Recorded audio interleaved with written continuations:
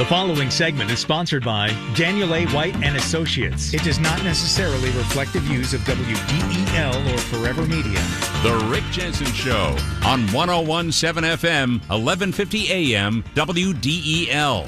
And streaming to your smart speaker and mobile device. All right, Jim and others, hang on the phone. I know you want to talk about Newcastle County reassessment and the interview I had with Mike McFarland of Tyler Technologies. First, though, Dan White, every Wednesday after the news at 1:30, Dan has a great tip for you because he is such a great specialist in retirement income planning. I'm a happy camper, been a client for many, many years. Dan, thanks for being on, sir.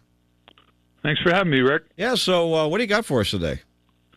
So it's kind of interesting. I came across, this is a fairly common scenario where you have you might have a second marriage. So maybe the husband has kids from his first marriage, the wife has kids from her first marriage, and they kind of do a Brady Bunch type thing, and they bring them all together. And now, typically, if they have IRA accounts, the husband will name the wife, depending upon the length of the marriage, might name the wife the primary beneficiary, and then they might combine like all four kids as a contingent. Well, the problem could arise when, if the husband dies, all the money goes to the wife. They then become the wife's IRAs.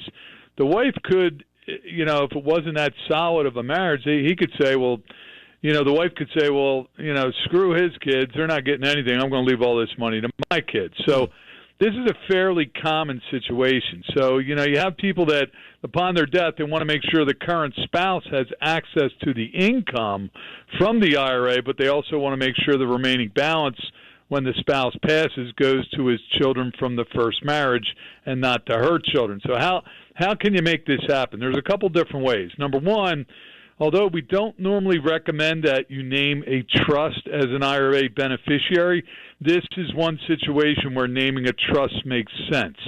The trust you might use is called a QTIP, a Qualified Terminable Interest Property Trust. This is a special trust that is created to qualify for the estate tax marital deduction while giving the IRA owner control over the trust principal, the IRA, after their death and after the death of the spouse.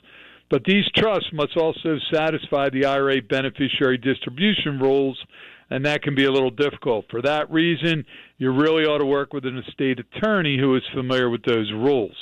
If you wanted to avoid the complications of a trust, another strategy you might consider is simply splitting the IRA. The client could decide how much he would like his second wife to receive and set up a separate IRA with her as beneficiary, and then the second IRA could be left for the kids from his prior marriage as beneficiaries.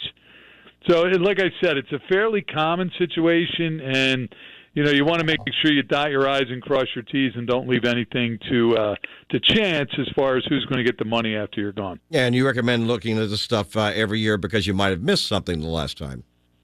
Exactly. It should be reviewed on a regular basis to make sure your plans are still meeting your objectives. Well, you've been doing this for a while. You know what to look for. I appreciate that. You also host a show on Sunday mornings on 1150 AM and 101.7 FM, WDEL, which streams live, by the way, at WDEL.com, called On the Money. So what's on the money this Sunday morning at 7? Yeah, this Sunday morning we did a nice show. We kind of do this tail end of every year. It's income tax planning at year end. Like, is there certain things you need to do before the end of the year from a tax standpoint? We're going to discuss all those issues on Sunday morning at 7. All right, Dan White, give him a call at 888-690-8820, and I think you'll be very happy with these guys. They're pros, and they're fun to work with. Thanks, Dan. Have a great day, Rick. All right, take care.